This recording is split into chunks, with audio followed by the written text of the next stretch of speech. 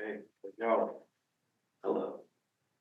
Let's go ahead and get started. So first order of business is approval of the minutes from the last meeting, February 7th. Approved. All in favor? Approved. Yes. Okay, minutes are approved.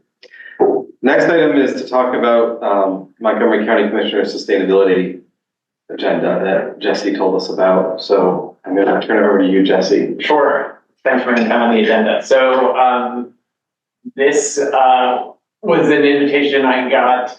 I'm not sure how I was nominated or voluntold, but the two new commissioners for Montgomery County, Neil Marquija and Jamila Winder, put together 12 committees to help them develop platforms around policy areas, one of which is sustainability and climate change. So this is not organized by the county, it's organized by their political machines to help them develop policy agendas. So it's a group of 20-ish people, some of whom I recognize, EAC members from other municipalities, some county officials. Allison Schwartz, former congresswoman, is honorary chair. Yeah, I got it. And they're putting together a set of recommendations. And if you look at the document, none of them are particularly surprising. And I think my read of the purpose is to be able to source some policy directives from the people, so they can go into their roles with maybe not a mandate, but an agenda that they feel is authentically rooted in practitioners and active citizens who care. And so I'm happy to give them that. I'm chairing one of the subcommittees on what's called county leadership, and that's about setting the county up to do its own stewardship within the things within its purview, which are very few, right? The county cannot mandate or legislate anything for the municipalities, but it can set some goals and try to encourage and offer guidance, resources, et cetera, et cetera. So my subcommittee is going to recommend an updated climate action plan, which is already underway, but we're just sort of certifying that as an important agenda. A set of toolkits for municipalities, sample ordinances, which are things that I think we would have loved to have been able to draw on at various times in our work, and the sample ordinances may well be some of the things that we've already developed because we're back in some cases. The formation of citizen advisory board and the formation of some sort of, what they'd like to do is recommend an office of sustainability for the county, and their politics around that. And so not wanting to be too prescriptive, but those who are decision makers in the county, don't necessarily like to be told what to do. So we're sort of vaguely saying, wouldn't it be great if you had some organizational capacity to support sustainability, whatever it looks like? Could be a director, could be, you don't know. So those are the recommendations that we're working on. And I wanted to open that up to this group for your wisdom. Are there things that we as citizens of Montgomery County would like the county to be able to do for us, across any number of realms, and not just within that subcommittee that I mentioned? I think there are others who are looking at transportation initiatives, because the county has some purview over roads and traffic and blah blah blah. I threw in the mix coordination around solid waste and organics, which is something that would be better solved at scale rather than at the municipal level. So those are just some examples. So when I went into it, I didn't see anything particularly missing, because they've sourced lots of ideas from people like us who are talking the talk. Bill Sabey is in there, and Joy Berge, and Nancy Winkler and, you know, a lot of the sort of local practitioners we know are working on a lot of the same things. But happy to have any input that we could relay and inject. I have a question. Is DVRPC looped in or involved in this in any way?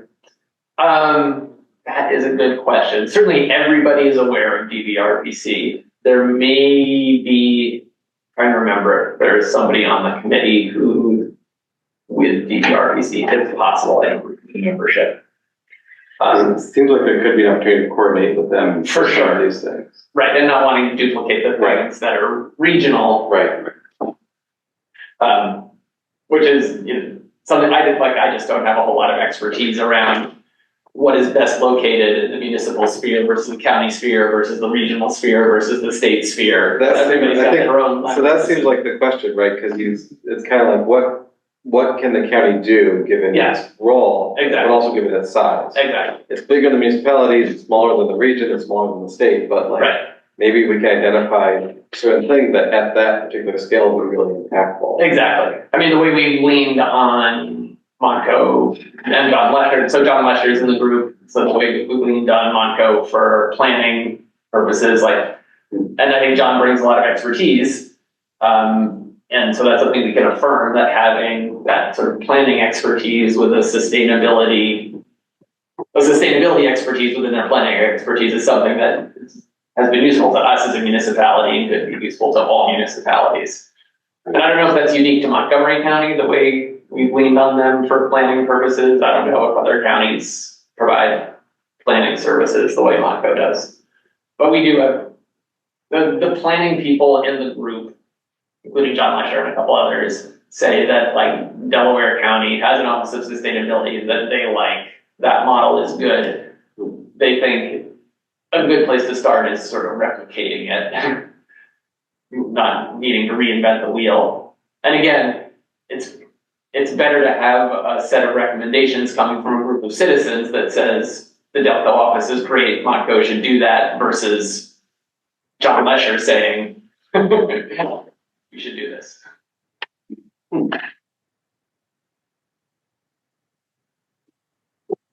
What's the time frame for all this? Very fast. Okay. It's gonna happen now. Yeah, the final report is due like at the end of March. They want our subcommittee reports in a week.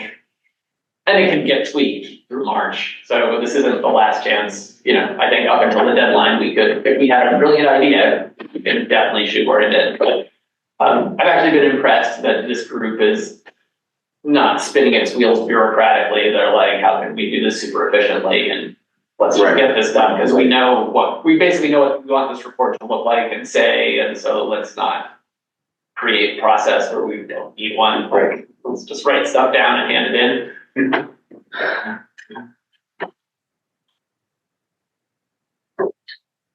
So just all the normal stuff, the salt branding, you know, it's plastic bag ordinance, the EV chargers, and Right. Yeah, sample ordinances are good. You know, maybe the MOU so they don't. for the CCA. Maybe one thing that could be helpful is if the county could solicit that information from the different municipalities who maybe have all done different things. So we were talking about Doylestown earlier in their green building, their green points plan. That could be useful, and maybe you could just have like a central, you know, repository of all this information. Like who else is EV charger, other EV charger pilots that have taken place in it. That's right. So like once we have our, you know, public EV charger policy in place later this year, hopefully, maybe that would be a model for other towns. Right. Exactly. And then when you talk about Delaware County, they have the whole salt branding. They had that program. That's right. It seems like got to have a lot of interest from Jeff Ellen. Yep. And that was the salt branding again. Mm-hmm. Obviously, Lower Mary's taking the lead on the plastic bag ordinance. I don't know if it's that funnels up to the countywide or not. Yeah, or anything that could be just coordinated. I mean, the plastic bag ordinance, like we now have a different one than Lower Marion, I think, is that could create an unnecessary bureaucratic hassle, for Right. example. Right, if we just had consistent policies, it would make Right. it easier for businesses with multiple locations and citizens to Exactly. understand and. Right, Yeah, totally. Yeah, I think that, and that's the kind of thing I think they imagine that if you had a county sustainability officer, yes, that would be the person who would sort of monitor the municipalities for good models, like Lower Merion may have the best ordinance now, so they can collect that and then disseminate it to others. that would be Yeah. great, because then, you know, if we have something, let's say we had developed this EV hardware policy, we could then say, we've implemented this in Norwood, here you go, if you want it. If other municipalities ask about something similar, here's a resource to provide them, and then later on, we're talking about gas leak blowers, and we want some guidance on that. Find out. Maybe someone else has done that, Right. but having someone at the county level who can It's just a right. Yeah, coordinate that information. Exactly. Just an aggregator of data for, Exactly. all the municipalities underneath them. right. That sounds very valuable. Replacing, I mean, basically you just have listservs now and, Yeah, and networks and, right. and somebody who would do that work proactively would be. That would be great. A big benefit, right? Would the idea of this person would coordinate with somebody from one of the municipalities, then would there be all the. Yeah, right, like there could be a council of the EAC or Representative. something. Could be a, Right, yeah, it could be exactly. It could a be any, EAC representative or council member, right? or it could be where a manager. And I think, right, some of those things exist, but they're not well maintained and it's just a sort of person power question or a focus question, so. The organic waste office, that might be. Yeah, so that's something that's Delaware County, like, there they go, it seems like Delaware County just had a permit. All of a sudden, right? Right, Delaware Yeah. County. Yeah. See, Delaware County, Delco.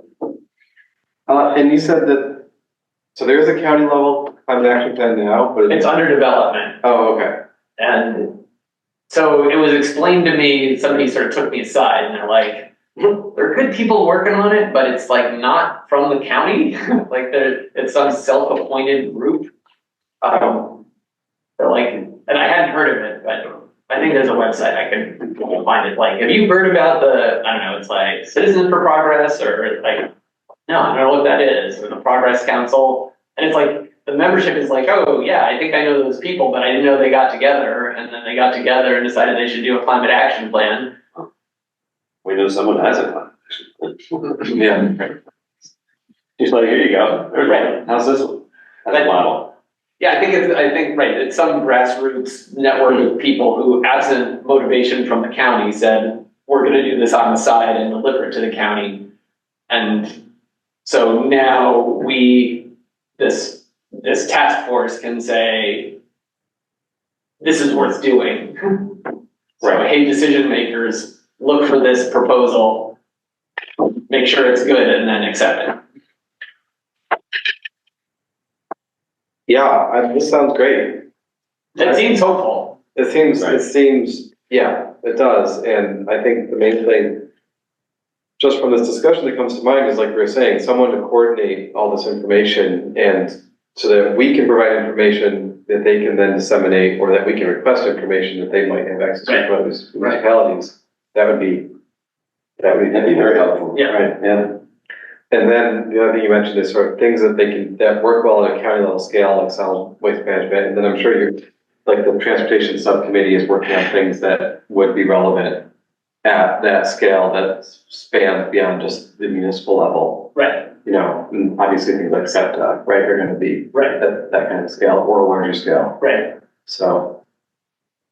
Cool. Well, thanks for chairing that subcommittee and Yeah. being involved in that. Yeah, sure. For agreeing to do what you're voluntold. Exactly. I Told them I would do it if I could get away with doing 0 meetings, and I said, whatever you want. So our subcommittee is a Google Doc. Excellent. That's the way to do it. Just emailed it to my subcommittee members, I said, help me fill out this Google Doc and we're done.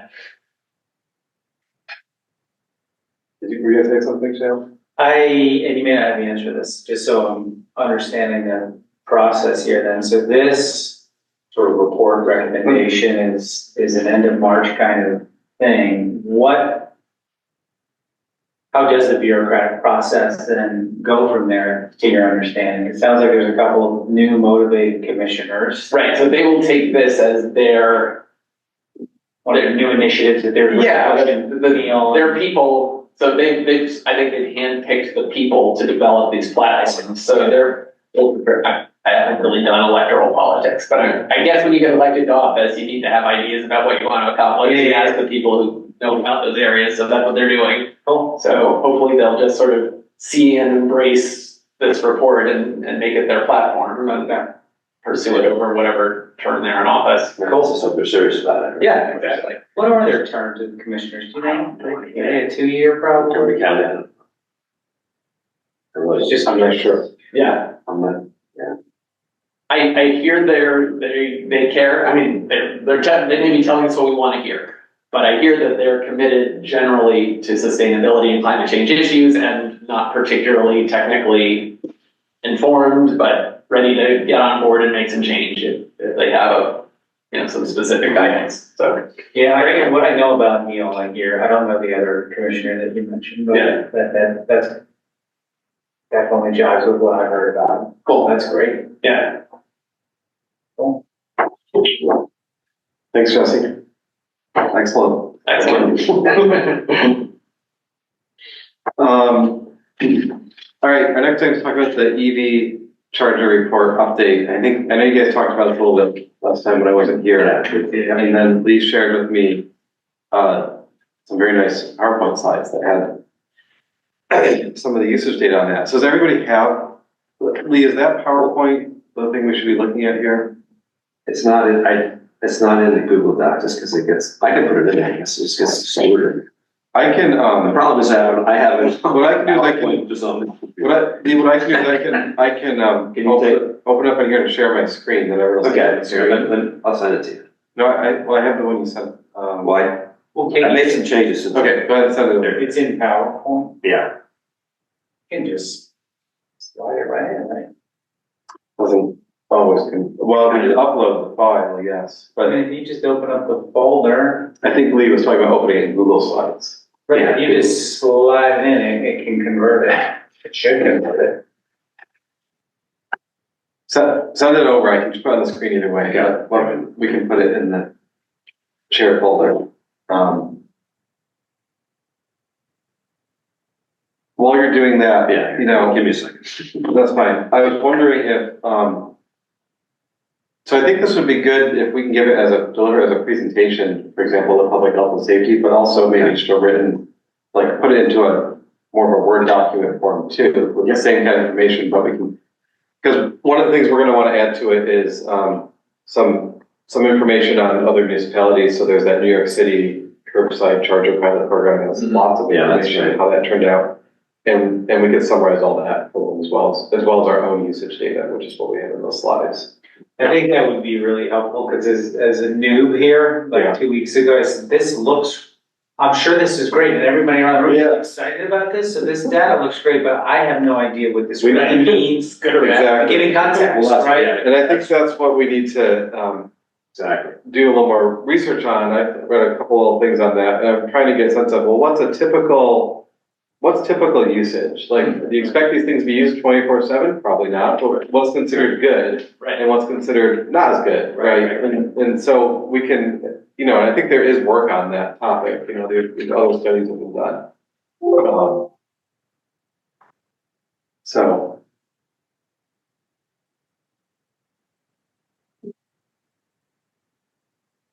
Are you putting it on the shared folder? Now I'm trying to email it to you. Okay. I think you're receiving this.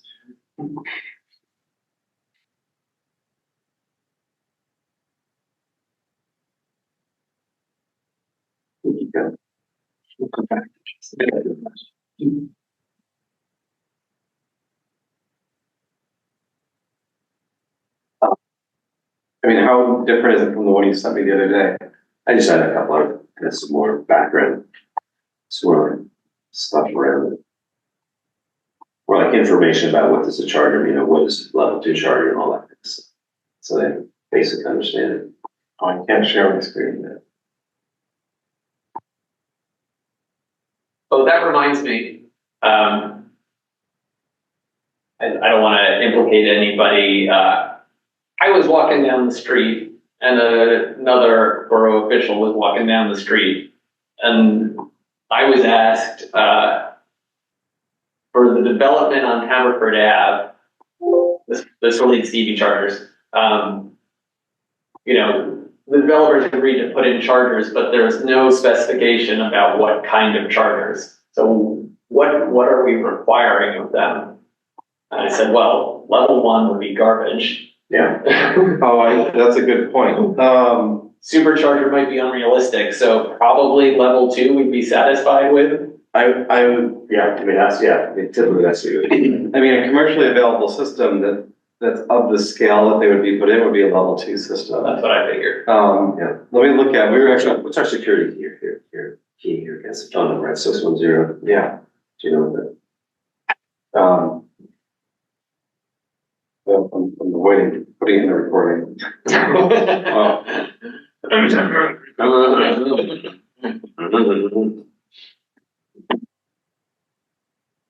I'll put it in. Give us some finger signs. Yeah, give me a number.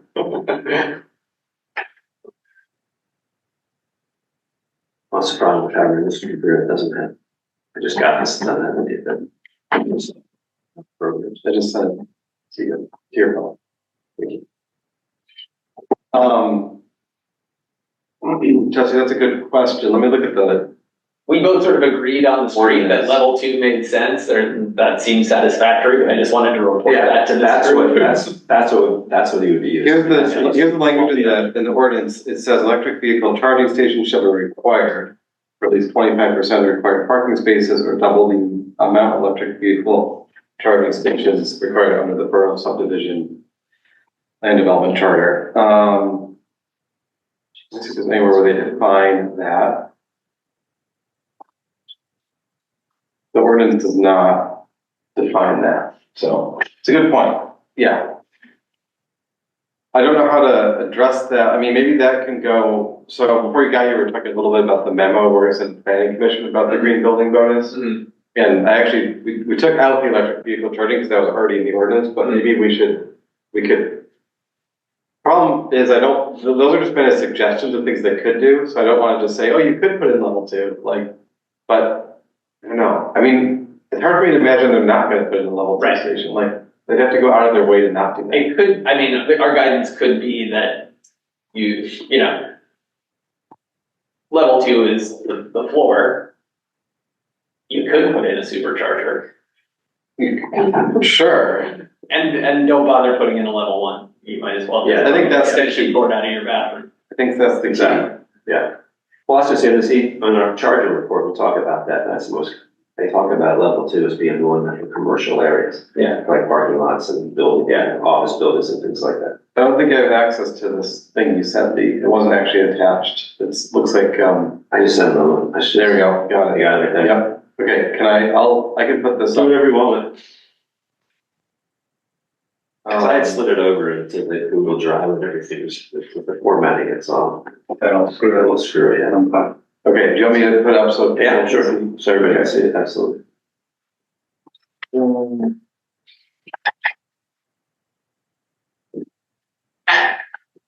Because this report kind of reports a lot of the data, it doesn't really mean, what's a, what are we trying to send, what message are we sending? Well, we That's the wanted, whole idea, what, right, here's the data, now we gotta take this data and interpret it, put a story behind it. that's right, and so this Okay. is part 1, this is the. Right, so just go through there, like, give us some idea. Let me see, you guys have, see the survey? Yeah, can you guys see that? Yeah, I mean, not really, can't read it. I'll move. You know, what was interesting, one thing I found out, Joe, that a bunch of those chargers for the borough's electric vehicles. So I had to confirm with Jeff Elton that they have 2. That's correct. EVs. So a lot of that data, so I had to take out, So you took that out, right, so it's just actually the residential chargers, I took it out of You might all wanna the statistics, but it's reported in there how many of them are attributable to the borough. I wonder if we wanna, count up that also separately. Yeah, we should, Just for our own information. Yeah, How much is being used for useful? Because, one of the advantages of having them too is, one of our goals in the cap is for the municipal operations to switch to electric vehicles, so having the chargers there is valuable for them too. right, so But I agree with that When county. you go to the next page, Okay, I guess going after that. I just put this there. This is like the charging pyramid. Oh, look at that. Let's see. How about that? Yeah. So the mid power, the high power, that's the level two. It's typically what you see in the commercial Yeah. spots. It's like just to give them an idea what's, what it all means. So that's what we have here is we have the level two chargers throughout. And I think that makes sense for what Right. we're looking So at. it just kind of tells them what's going on. Okay, so then you go to key statistics. So this session by residents, 1358, and then additional sessions. So I have all the data. Okay, good. Don't put, because there's no charge, it's blank. So there's No cost. right, and there's no usage. So we don't know how many kilowatts. Oh, really? It doesn't show a Let me go usage. back. I looked at it so many different times. There would be no, I think it would show no cost. It's no cost, but I think it does have.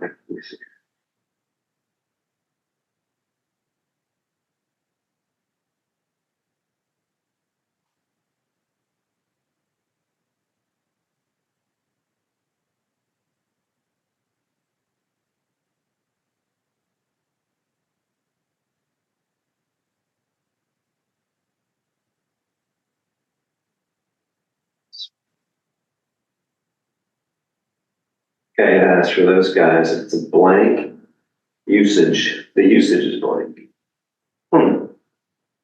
Yeah, that's right, because the kilowatt usage was the same with or without the borough. Okay. But the number of charges changed obviously because of that. So it's blank.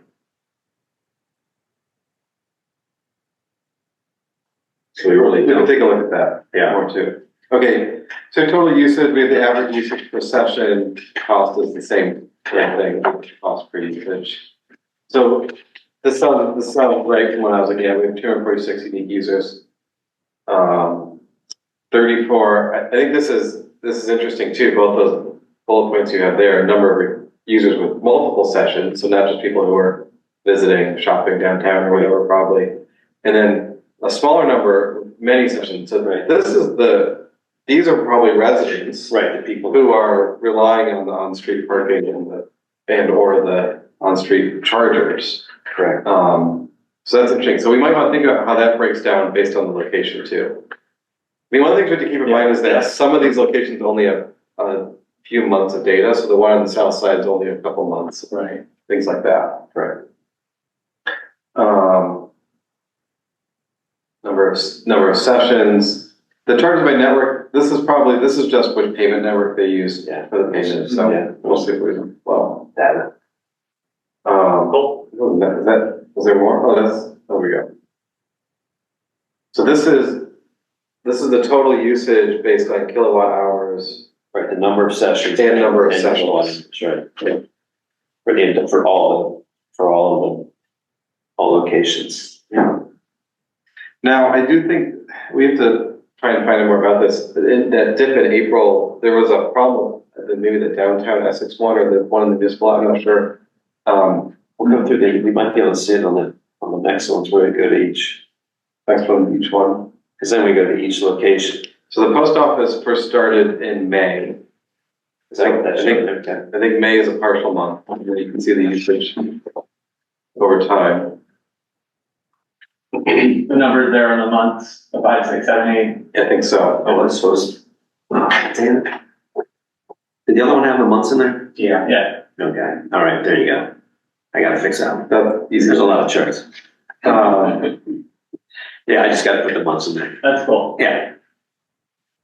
total usage, and then we go through this, each of the locations. Right, that's just all the different. Yeah, so that dip Oh, there, that's what happened. Okay, so you said they were out. I'm not They sure. were offline. I'm not sure. Okay. I need to find out more about that. That is But, interesting, though, look at that. yeah, that could have been the case. That might explain at least some of that dip there. So the downtown one was already there before 2023. That's one. Okay, that's information I wasn't sure about. Yeah, What's, I don't remember when that one was installed. We're trying to find that out, but I believe that one was already there. where can we get that? Do you have that? Where can I get that from? Because it would be interesting to know when each of these charging sites came online. I'll try and find that out. This is the municipal lot. So this is the municipal lot, just the two chargers that were already in place. These are the old ones. These are For the whole year. Correct. And this excludes the borough's use of it. Correct. Right. Okay, great.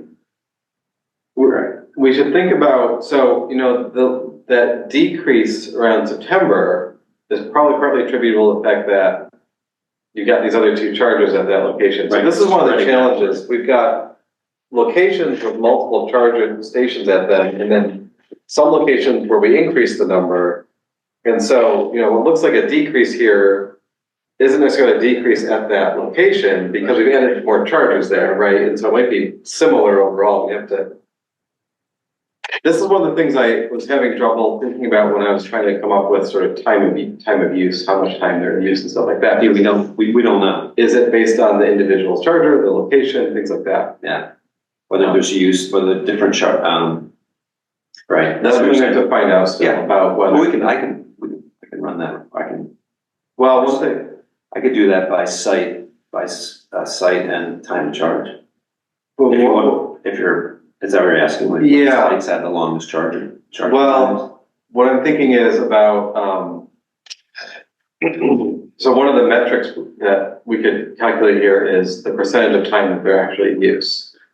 Well, that's the one I was having a hard time getting to. But the question is, do you want to do so let's say you take the south side, which has two chargers in it. Do you count one of them in use as the location is being used? Or do you count it by individual charger? Yeah. Per plug, right? Because those are, maybe we should do it both ways. Well, because they can't tell you. data, Yeah. just aggregated here. Yeah. All the ones. And this is the South Essex one, which was put in place in July, so. Those are the different That was numbers. charged by, I don't know if that's, now this is the duration, now this is interesting, because we're trying to get the duration of sessions. This is interesting, and I wonder how this will vary based on the location. Well, that's right, we can find that out. Because I think one of the things we'd like to see if we can learn from this is are there different usage patterns at the different locations, right? Right. Right. And the duration of sessions probably would be one of the factors that I would expect to differ. Mhm. You know, people are using the downtown one because they're coming in, they're doing some shopping, You they're think that, charging while they're shopping. That's probably gonna be on the shorter side. Right. But, if you're a resident in the residential area using it, you might be on the longer side, you know, but that's one measure I'll figure but the out. one thing we can't tell from the data we have is how long they're actively charging. So that's what we need to figure out. We know. We know the data start, we have, I don't think there's any way we Well- can figure that out.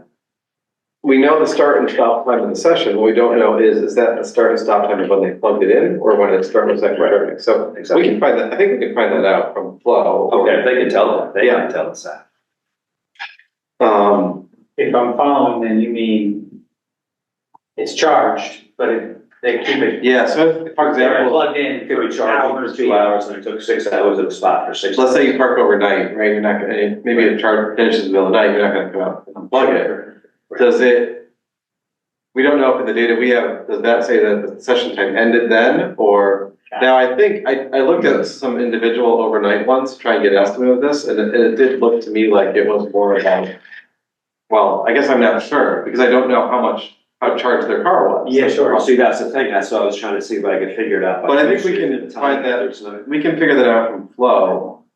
If we can get an average, all cars are gonna charge differently, right? Yeah, but Flow can probably just tell us in that data file, the start and end refer to the one they plugged it in and unplugged it, or the start and end refers to when the charger was activated That's versus what we, yeah, that's what we need deactivated. to know. That's all we need to know. Right. So I think we can find that out. Yeah, I get the impression that's charger in the car, charger out. That would be I'm not sure. I don't know. That's our assumption in this Yeah. one. If we had that, then we can figure that out. Okay, good. Okay. Thanks, Lee. Sure. So you wanna do the location by actual charger? You wanna do that? Did we think that's important information? Versus just like Well- South Essex has 2 Per chargers. plug. It depends what we want to do. So I think that time of use estimate, I think this is one of the things we should think about. What's the most informative here? Right. Because, and this is where we might want to look at some of the research that's been done in other places about how they,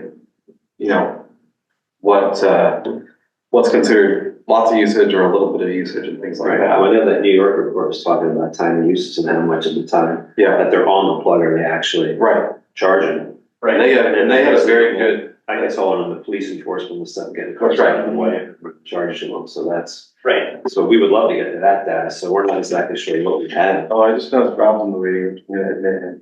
Yeah, Yeah, right, the questions that we might have policy or practice questions based on the data might be, do we have enough plugs in the right areas, right? That's So, the basic question. so the per plug thing actually matters. Yeah, and ultimately we want, Is a plug available, Right. is a question you might want right, is there a plug available? I guess is the question, right? So it's like, is there at least one available? How often? Maybe that's the way to kind of flip this question the other way. They're both. Not how much are they in use, but how often is there one available during daytime hours or something? Because like, we also don't, and it's not that informative if we say, oh yeah, there's lots available at 4 a.m. Right. Because nobody's gonna go out and Right. in their garden at 4 a.m. So we have to think about what's a reasonable time window. And we can say, how often is there at least one available in each location at that time? Because that would give us a good sense of like, if someone wants to go out and charge at that time, how Right. likely are they to actually be able to do that?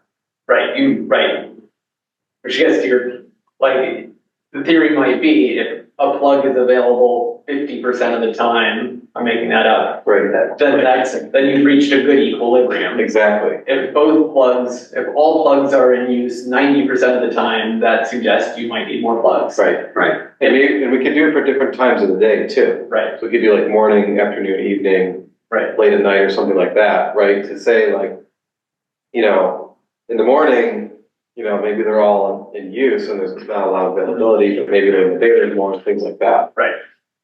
and we presumably be open to an argument that said if all the plugs are available 95% of the time, you might be over-invested. Then there's plenty of capacity at that location. And maybe, or we were over-invested, maybe we should remove a plug. That's right. Right. Yeah, or relocate or something. Exactly. Yeah, because ultimately they want to use this report to develop a policy for where these things should go and things like that. There is a bit of a chicken and egg problem with that too, of, you know, how much does having the infrastructure already in place incentivize people to say, oh, I rely on on-street parking, but because this infrastructure is here, I feel confident I can get an electric vehicle and still be able to charge it even though I don't have a driveway, right?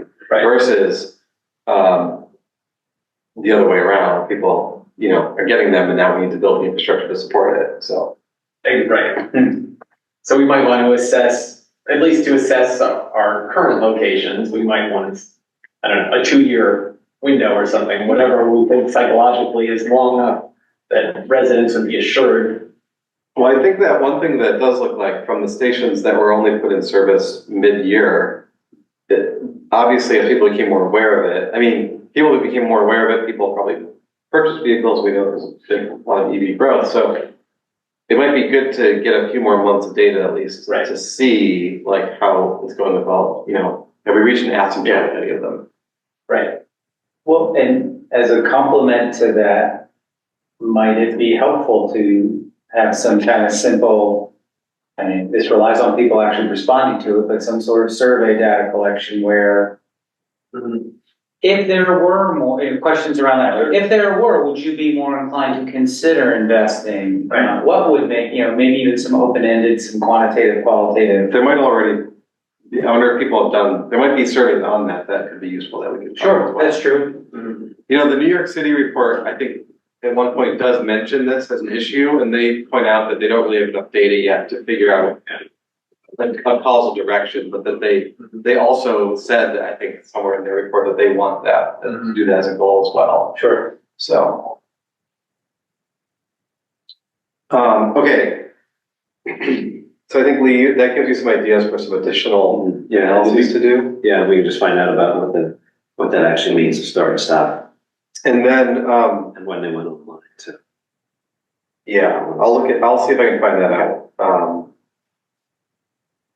The other thing I can do is I can start to add in some of the things I found from some of these other papers and these studies in other towns about like what typical usage patterns look like. Yeah, just jot down some notes in there, just Yeah, that we can. and we can put it in there and then we can have this, I think it would be good. I like that you put it in PowerPoint because I'd like to be able to present it to public health and safety at least. And if they want, we can present it to Borough Council, Right, but at least to PHS. And then we can also use this to put in like a document form that we can submit to them that they can then have for all council to look at and see what they think.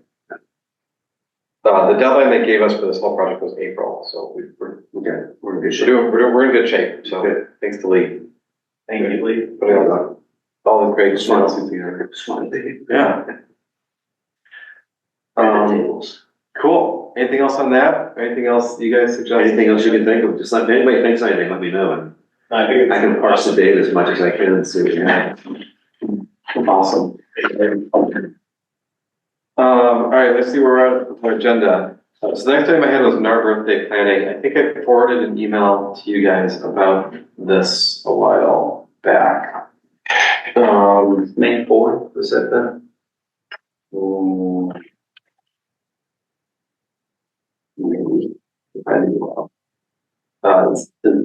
Excuse me, email came from Jim Spear. May 4th is our birthday. So, basically we have to decide if we want to have a table at it. We need to request one, fill out the form, that they have in that email link.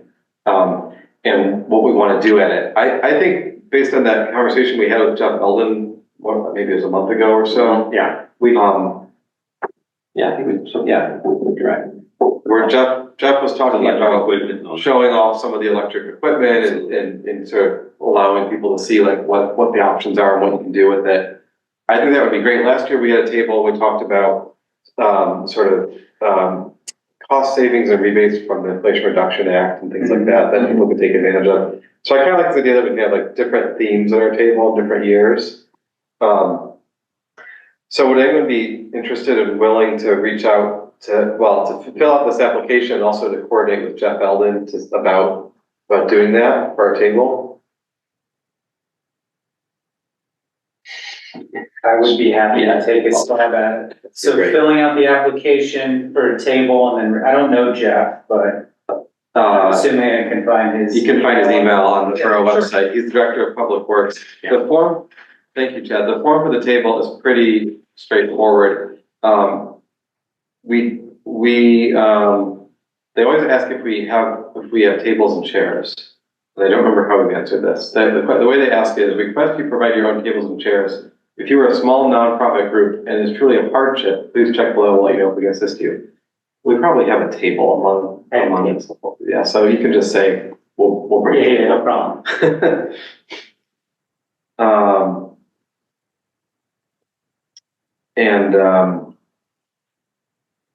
We'll give them the $10 application fee.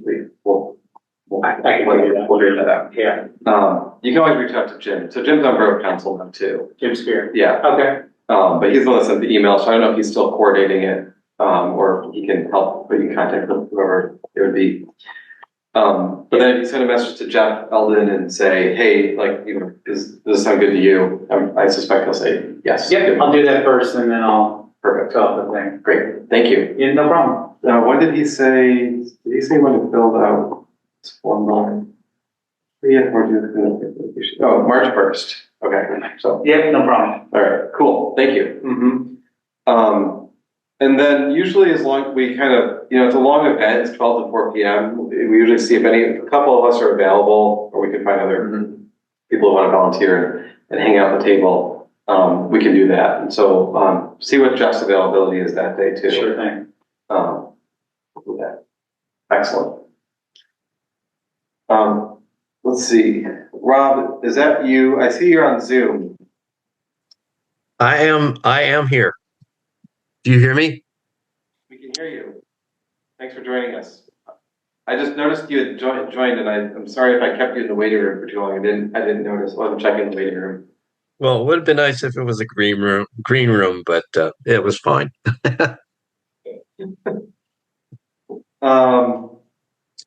The last item on the agenda, other than checking for Borough Council and Council Committee agendas, was the green building bonus memo to Planning Commission. Chad, Lee, and I worked on that a little bit before you got here. I don't know if you looked at that. You probably haven't yet, actually, though. It's on the shared drive, the shared folder. In full disclosure, Joe and Lee worked on it. I watched and listened to that. That's fine. That's the way to do it. Basically, I feel. what the recommendation says is take the section they had in their original draft policy, which was just about building materials really, and add a couple other categories. So we got building materials, stormwater management, and energy. And so within each of those, we have, well, we have basically similar things to what was already in the section for building materials. We're using existing foundations and excavation, salaries, building materials, use building material with products from within 500 miles of the project site. And then we have the stormwater management, use rain gardens, engineered swales for filtered stormwater runoff, including native plants and planting of trees that exceed code. And then the energy section, we have install high efficiency electric equipment. And then I gave as examples, heat pump HVAC systems, heat pump water heaters, induction stoves, heat pump clothes dryers. And then below that, use Energy Star appliances, which is a kind of a broader category. So dishwashers, clothes dryer, washers, refrigerators, freezers, LED light bulbs, EV charger and infrastructure. So this was one of the things I was saying we could cut, but maybe I don't know if we want to include it and say include level 2, right? Or include like the highest powered one that's feasible or something. I don't know how to. Yeah, I don't know that do we want to encourage like a level 3 charger though? Okay, DC fast charger? Because one of the things right now is with the switch and the plug types, like not everyone's going to be able to use those, where everybody can use the level 2 ones. Yeah. And I think for level 3s are changing, the fast charger. Yeah, like you know how like our cars they're all switching to the same one eventually. Same plug. Maybe. I think they'll be adapters. The recommendation maybe not necessary, is it? I don't know if that's necessary here, because this is also in addition to what the ordinance already requires them to do, right? So these are these are meant to give them suggestions for ideas of things they should consider. The idea here is that they'll come back to planning commission, the EAC, and say, this is what we think is feasible, but we just want to offer more ideas than just the building material stuff. Right. I think the level 2 would be appropriate. You think so? Is it in there? We put that. You think? Yeah, I think as a floor. Yeah. At least level 2 charging, EV chargers like that. Yeah.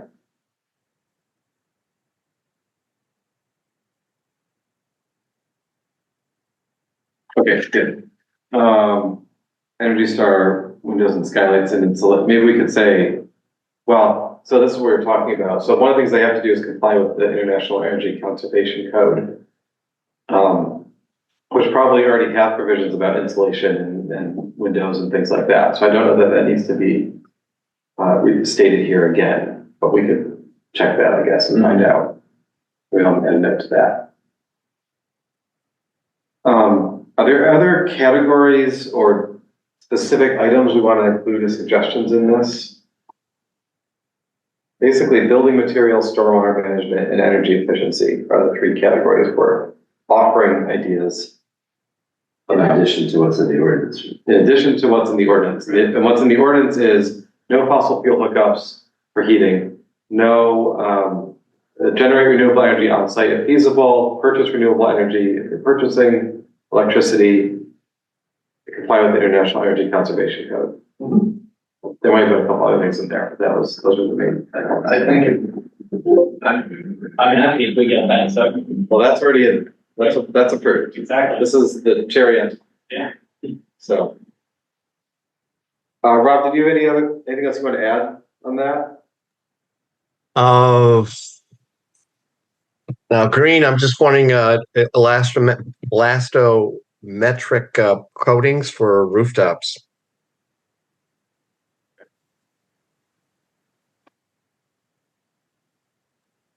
Could I add something?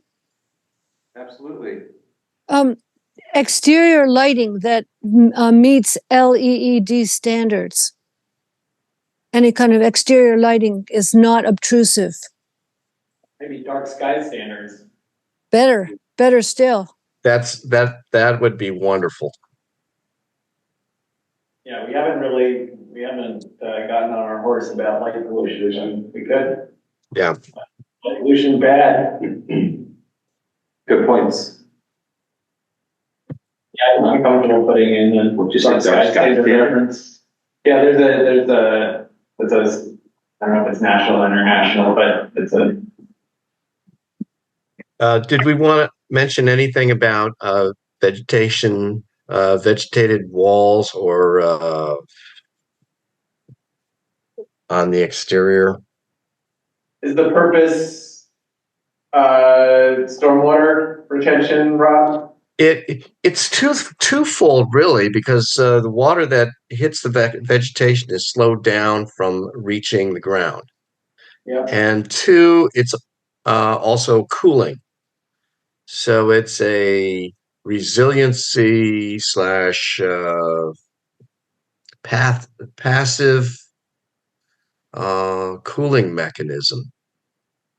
I mean, I guess I think it's great, and I'm more inclined to recommend about the impact rather than the means, right? Because Right. we're all stipulating So maybe we green should, energy, so if they want to be inefficient, it's just expensive, it doesn't have an environmental impact. Right. But stormwater is, but maybe we want like True. some category about reducing heat generation, building heat generation, or heat island impacts or something like that. Right. A lot of that has to do with things you can do with your building materials. And actually, I could look into what if what's been defined for urban cores as far as building materials that are higher albedo or cool quicker at night, so we don't have this heat island. Right. It sounds funny to think of Narberth and a heat island, but we're not far from it, because Ardmore actually has one along the Lancaster Avenue core. You can see it from space with infrared. wow, yeah. Well, why don't I suggest this? What if I'll share the draft memo out to everyone again, and Rob, if you could add some text to Absolutely. I think I'm on the mend here. It works its way through family, as you know.